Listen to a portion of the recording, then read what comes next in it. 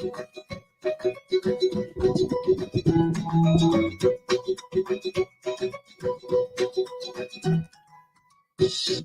evening, good morning, good afternoon, whatever time you're joining us. I just wanted to welcome everybody here. Humanities 101. Today is the 24th of September, and we are in the thick of it for the semester. Going long, going strong, hopefully. About to get your study on. And again, just so that if you need a reminder. Okay, so, as you're studying, as you're getting everything going, remember, if you have questions, concerns, issues, my class related or related to other classes, please let me know. I'm here to help and support you. All right, not just in Humanities 101, but in other classes as well. And I see some people coming in. Welcome. Just wanted to cover a couple things today. One thing, October 16th, on-campus lunch. Tickets are going fast. I think there might be one or two left. This is great. So what I want to do for the 16th is throw out some suggestions. Well, I don't want to throw out suggestions. I want you to throw out suggestions. So on this video, somewhere here in the comments, I would like some suggestions for possible places that, let's say, between 1 o'clock and maybe 4 o'clock that afternoon, I could hang out, drink coffee, read books, and you all could come in. Again, one of these things that you'd sign up for. You wouldn't have to sign up for times, but you'd sign up and say, hey, I'm coming, so that I know if I have a reason to sit around for 3 or 4 hours in a coffee shop. But I would like to get some suggestions of places that you might know of. You might work at places that have rooms. I know there's a wonderful Yemeni coffee house in the east side. No, I think it might be in the west side, that has a private room that is, rentable and all that other stuff. I have no problem getting a private room if that is the case. So if you know of any places in the area that would be central to your fellow students, I would like you to drop that here in the comments of the video. So a business, an area, just give this, your favorite shout out, even if it's a local Bigby or a local Dunkin'. I will sit around to get a chance to meet with you, to answer some questions, go over some stuff, even if it's just checking in and saying, hey, how's it going? But this is the difference, especially with online classes, the chance for us to make connections and network. Because that is the difference. That is really what the college experience is about. It's about the networking and the experiences that you can have, because anyone can get this education anywhere. You can go to the library right now. You can go on YouTube right now. You can go to Wikipedia right now and get all of this information. The difference is the people that you meet and the experiences that you have that will prepare you for the future work that you will do. The fact that I am at Henry Ford College is because of the networks that I made in grad school, right? And the reason that I went to the graduate school that I went to was because of the networks that I made in undergrad. The reason I'm married to the woman that I'm married to is because of the networks that I made in undergrad. There are times now, I just learned that the new Nike CEO is an alum of my undergrad. I might drop him a note and say, hey, fellow Bobcat, because again, I know on LinkedIn and in various networks, it's not what you know, it's who you know. So an ability to get to know you, you to get to know me, us to get to know each other. We can't go wrong in a humanities class, and you can't go wrong in a college class. All right. So I would like, again, there are some tickets available for the lunch at the 5101. Again, that's all on me. Don't worry about bringing anything but yourself and some good conversation. We're going to be meeting at 11:30 on October 16th. That will go from like 11:30 till 12:30, 1 o'clock. And then, like I said, I wanted to try to find a place there somewhere, maybe 1:30, 2 o'clock. Hang out till 5, maybe 6, because I don't want to drive home during rush hour. And I have no problem even staying through the night. So if people are like, hey, I'm really interested in doing another 5101, and you offering more tickets, I will do a dinner that night there. So I have no problem going in for lunch, hanging out for coffee, and then doing dinner. I may not eat a lot because I don't eat a lot. But again, it's about I'll have a cup of coffee and a salad. All right. And we can sit around and chat. For me, it's more about the opportunity to meet with you. So I have no problem spending that whole day, if that be of interest. If you have other suggestions for meeting places or meeting activities, let me know. If you'd like me to prepare a trip maybe to the Henry Ford, or do a movie on campus, those are all things that that are possibilities. So again, drop that in the chat if you can. That's going to be how I take attendance this week. So I'm going to be looking for those comments, and we're going to be doing a spot check on who's watching these videos. So those people that are here now, right? You're going to be able to drop your suggestion, no problem. And again, it doesn't matter if the suggestion's been made before, this will be another vote. So that if I get, 150 people saying Dunkin' Donuts on Michigan Ave, that's where I'll be, right? And that way that if I get 2 or 3 different votes, maybe I'll just do a movable feast. And for an hour or two, I'll be at this place. And for another hour or two, I'll be at this place. And another hour or two, I'll be at this place. Hello, Pumpkin King. Nice to see you. So if you are, again, interested, check out the tickets. I'll be throwing up kind of just an informal sign-up sheet probably for the other ones.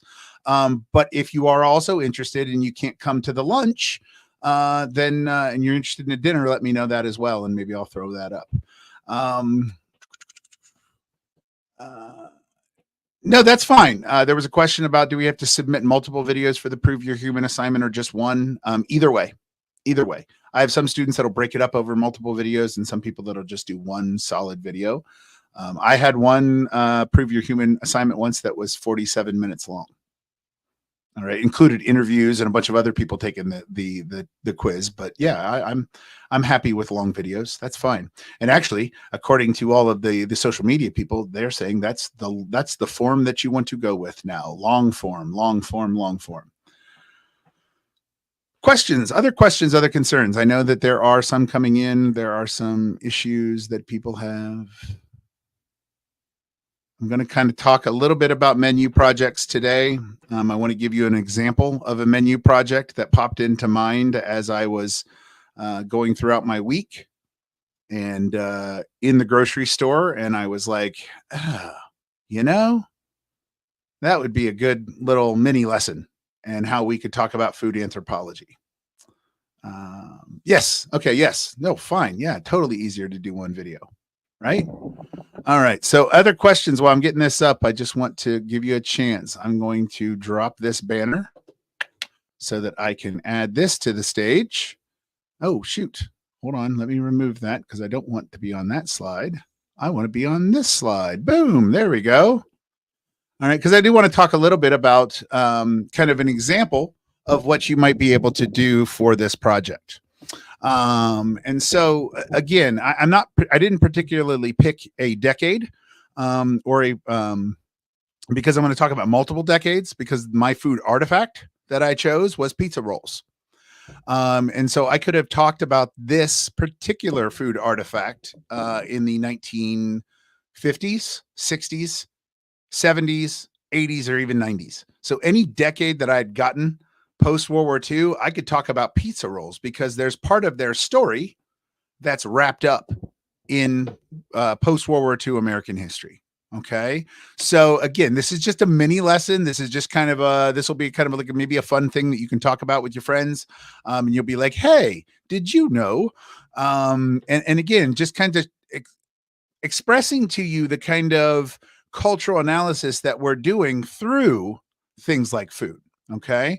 So there's another question coming up before I start. So for the video response to a lecture, do we watch any lectures from previous semesters, or does it have to be one of this semester? It can be any semester, right?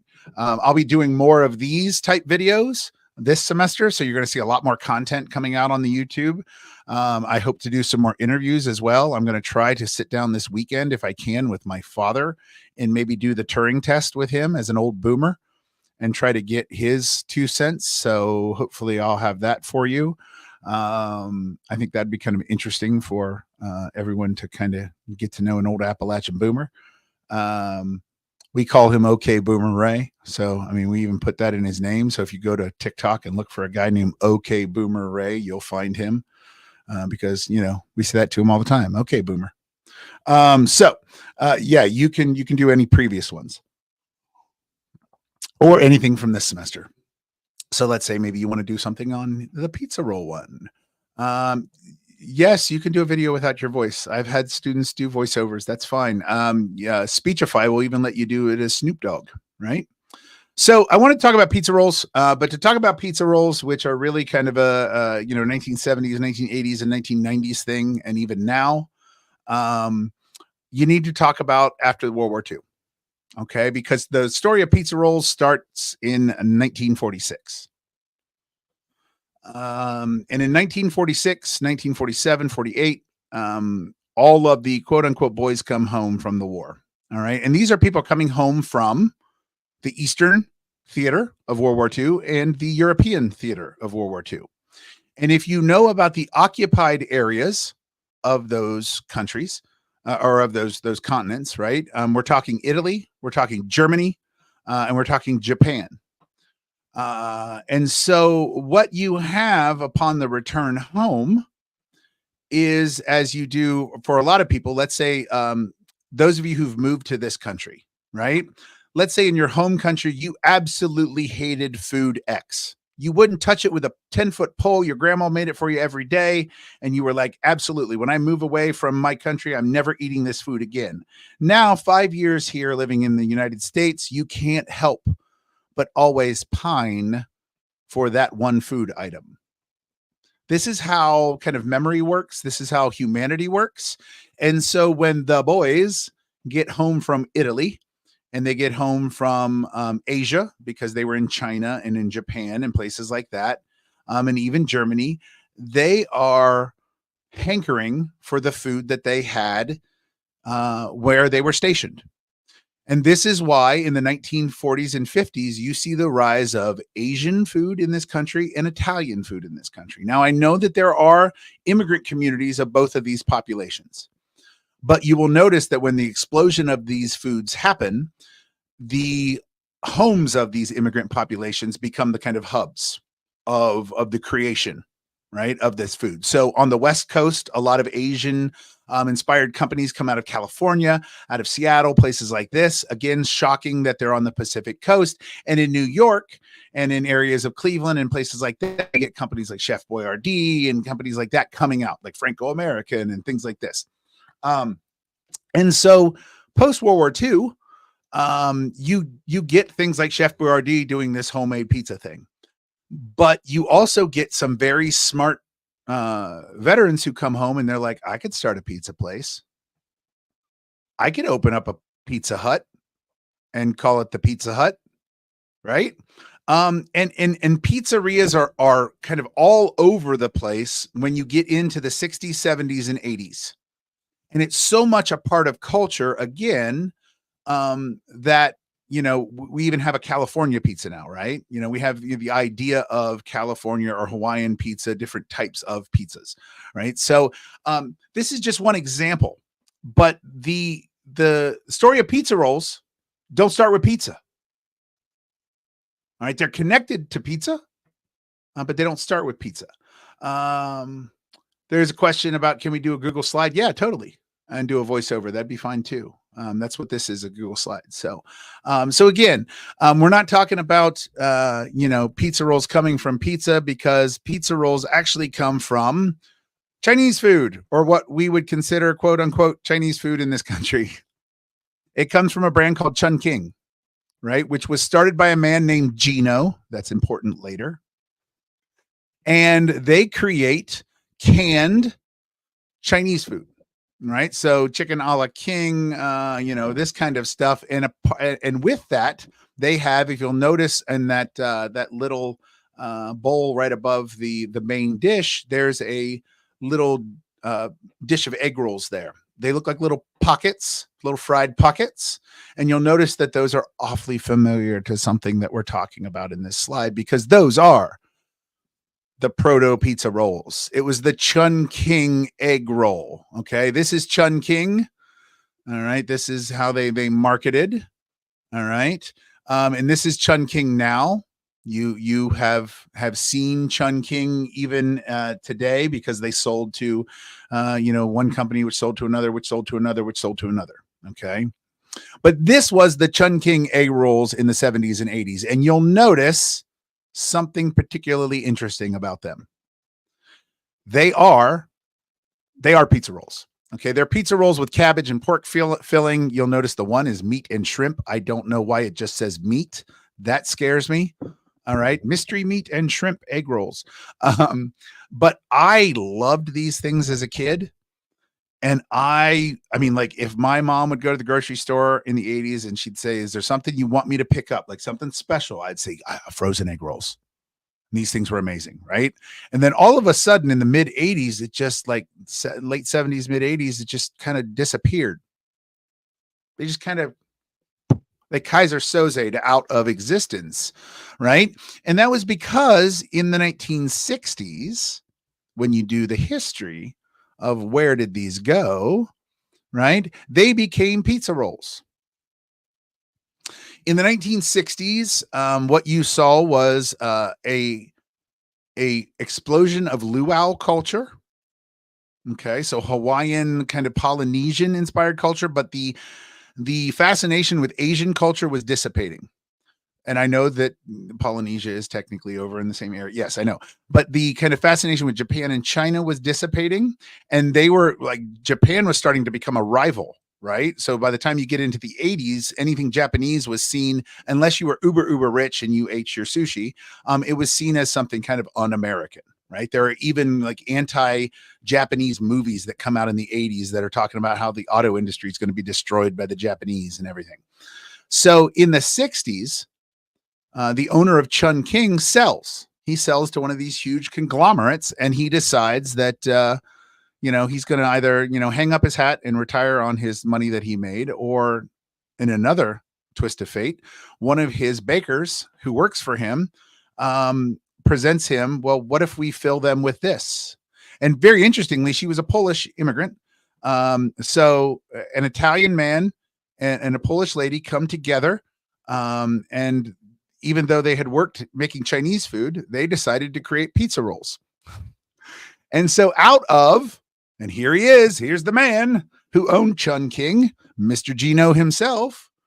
Out of the notice again, the packaging barely even changes, because I guarantee that these pizza rolls, even though they say sausage and cheese, that's just meat.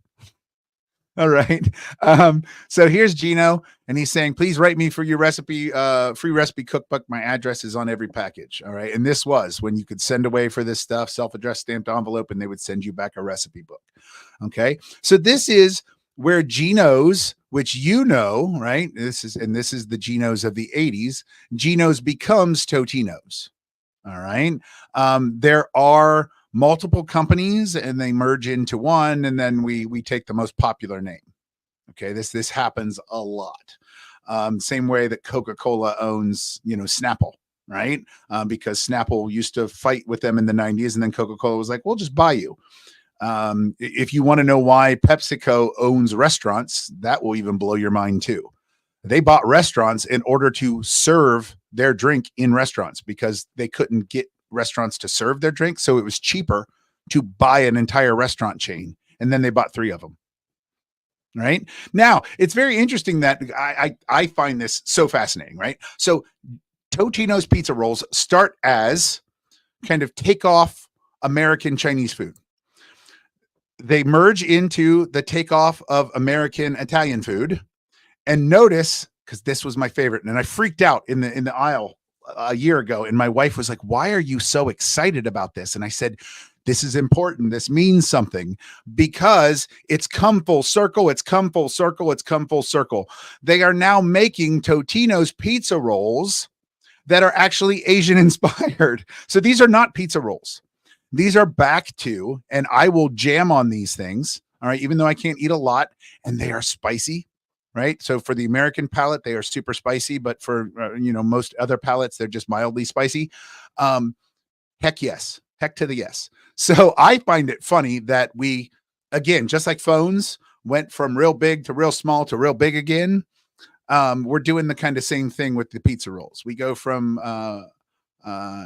Chun King to Geno's to Totino's back to Chun King or FaZe Clan, which, probably is just, a fun way of saying that. So this artifact, for instance, could show you lots of different cultures or lots of different temporal times in our culture, from the 50s, the 60s, the 70s, the 80s, even into the 90s, because Totino's pizza rolls, the top selling year for Totino's was not in the 80s, was not in the 90s.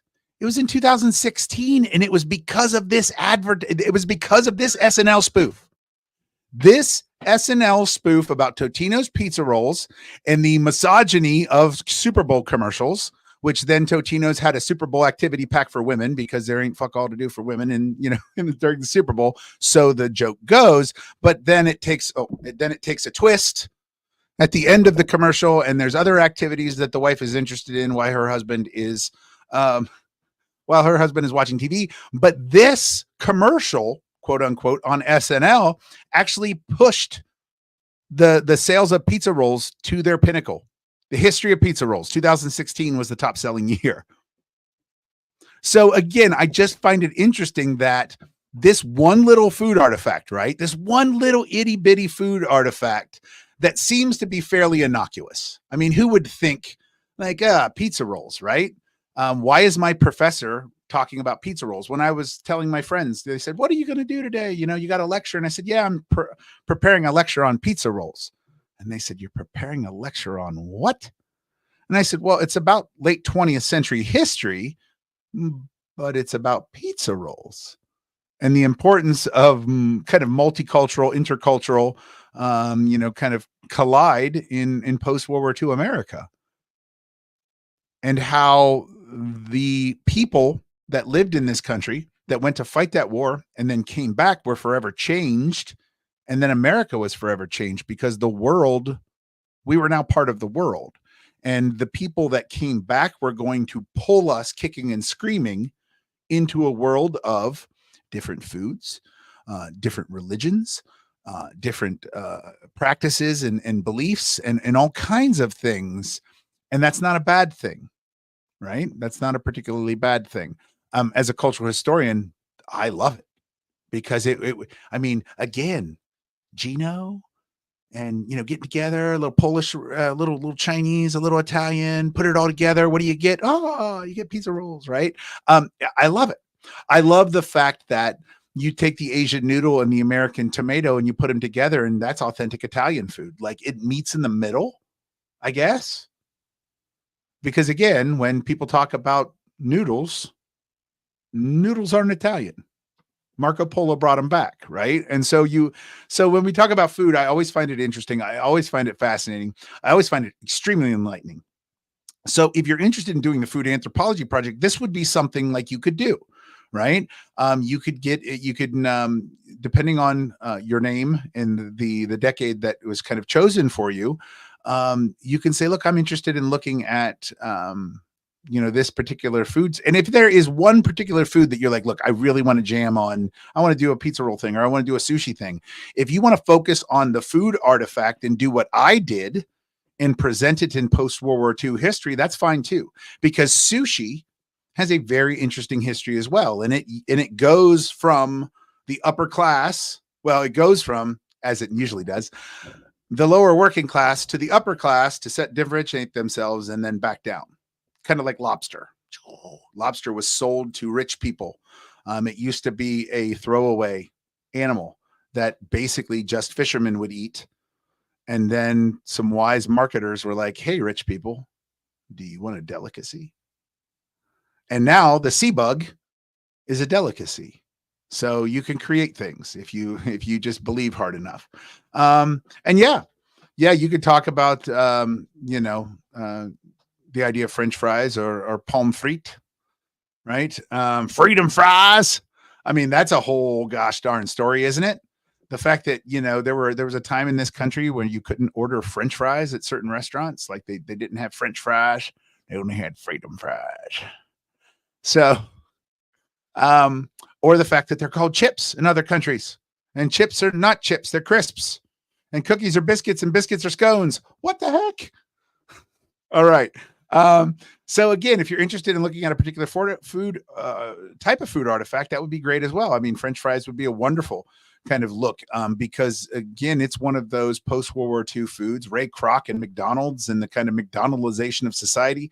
There's a fabulous book by an author by the last name of Reiser, Rizer, called The McDonaldization of Society.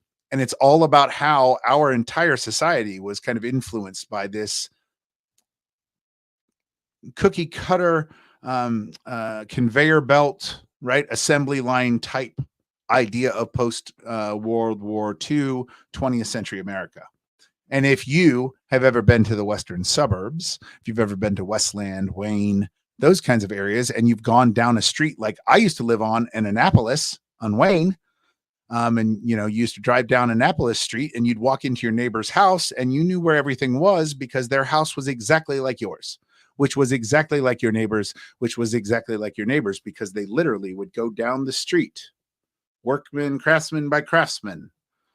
I frame the house and then I move to the next slab and frame a house. And then I move to the next slab and frame a house. And all I'm ever doing is framing a house. And that's how Detroit was built. Right. But that also then changes culture sometimes, just like we can look at the fact that a house built today, as opposed to a house built 200 years ago, the bedrooms are going to be vastly different based on size, because 200 years ago, the idea of common rooms was more common. So your bedroom was small because it was simply where you slept. And the common rooms were large, and you had lots of common rooms and open floor plans. My house was built in 1940, open floor plan, very, very small bedrooms. You go to a house that's built today, you're going to find bedroom suites almost in every bedroom. I mean, even to the point where some houses are being built where every bedroom has its own bathroom, right? And the common areas, they might be big, but that idea of sharing common space, heck, even watching the same television show. Right. I mean, my wife, my daughter, and I can all be in the house. We could be in the same room and not watching the same show. So that changes our interactions with each other, even with our interactions with ourselves. So, oh my gosh, Camille. Yes, I can't imagine doing that the same thing over and over and over. But I would highly also recommend, if you are fascinated with that, go watch one of the old videos where they talk about that, because you will see craftsmen and women doing stuff with a simple hatchet hammer and nails that you've never seen before. Like I watch there's a guy who puts old videos on TikTok and YouTube of old like drywallers and stuff. And I'm not a craftsman at all. Like I watch it in awe and go, oh, I wish I could do that. But this dude creating arches, and he's just scoring the thing. And he's pop, pop, pop, pop, and he's got the nails in his teeth, just like my grandpa used to, right? And he's like Mr. Miyagi, he's nailing the thing in with one hit and stuff. And I'm just like, holy crap! I haven't even seen people do that with pneumatic devices. So again, there's also a skill and an amazement to that, right? You do repetition, rote memorization. Right. I mean, like, me spouting off years of Kings and stuff that's locked in there. Doesn't serve me any other purpose other than parlor tricks. But yes, there's a benefit and a detriment, right? Because you'd be like, oh, I'm getting up and framing a house again today. Time to make the donuts. So again, that's a 1980s commercial from Dunkin's. And the guy gets up, get up, go home, go to work, go to bed. Get up, go home, go to work, go to bed. Time to make the donuts. All right. Other questions, other concerns? Today's lasted about a half an hour. And again, just wanted to give you a nice little example. I'll be giving you an example of the other projects. Like I said, I want to sit down and do a Turing test this semester with somebody different than myself. I'd also like to talk about micro accommodations. So I'll be presenting that to you as well. Now I do, if you are in the Flint area tonight at the Goodrich Library, I'll be speaking at the Goodrich Library at 6 p.m. on micro accommodations and how to make the world more accessible. But I will be making that speech available to you as well, because I plan to deliver that to you here one day as an example of that project. Okay, so I'll be giving you and showing you different micro accommodations. And so you will have that speech. So don't worry, you don't have to come to Goodrich. There are other speaking engagements that I have throughout the city. That's what I do. So if you have an organization or know of an organization that could use some inclusion training when it comes to autism and neurodivergence, ADHD, neural untypicality, these kinds of things, Tourette's, traumatic brain injury, that kind of stuff, let me know. I've spoken around, done some classes for, done some CEU classes for social workers, medical workers, things like that, for different universities. Again, because this is professional training, but also to teachers, to cops, to I've done all that kind of stuff. So if people are interested in how to make the world just a little bit better of a place, you can check out humanities101.org. And I do these speeches often. I've got another one coming up in. I know, again, if you go to humanities101.org, I know my schedule is up there and I can't even keep my schedule straight sometimes, but I know that I'll be speaking at Kettering University here in October. And who knows, maybe I'll just, maybe I'll see if I can't schedule a date and just do one here at Henry Ford. I could schedule one and just present on my own, since I can rent a room on my own and just say, hey, Dr. Hazlett's presenting about micro accommodations in autism today. So maybe we'll make that happen in November.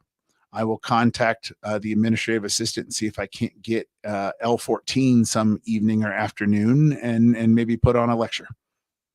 Okay, because I'll go speak to a room of no one. I have no problem. I'll lecture to myself.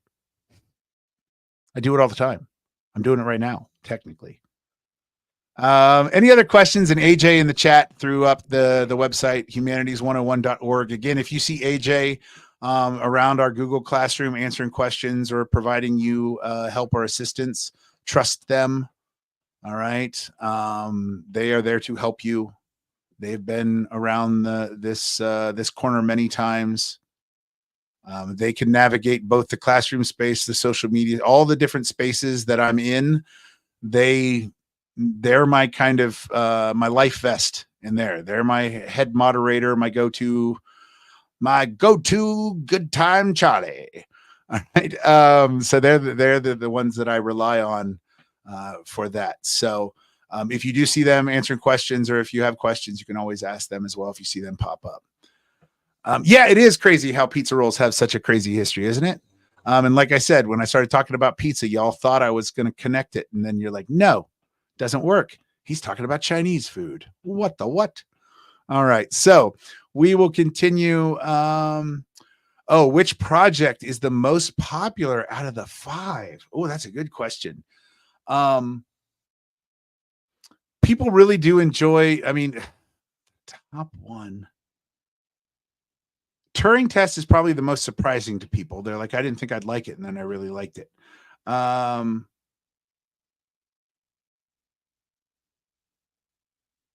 Probably food anthropology. I don't know, but the accommodation wasn't coming up in a close second because of how I presented it a couple semesters ago. And I presented the idea of accommodations, not just for disability, but accommodations for any kind of marginalization. Students have been very interested in that.